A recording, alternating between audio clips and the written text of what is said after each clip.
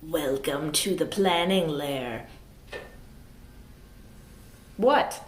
I'm Carolyn, owner of Bad Axe Enterprises, and this is a Marketing Minute. Woo! For me, planning content, new products, services, launches, events, literally everything starts on paper.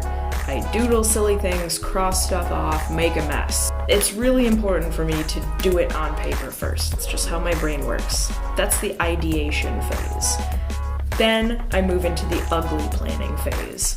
I extract the ideas out of my notebooks and I put them into a digital format. For me and my content, this is my content planning spreadsheet that I use. After the ugly planning phase, I stop completely. I take a break, take a walk of at least an hour, just go do something else completely different, and then I return refreshed and ready to refine the ideas and then execute them. You know what to do next.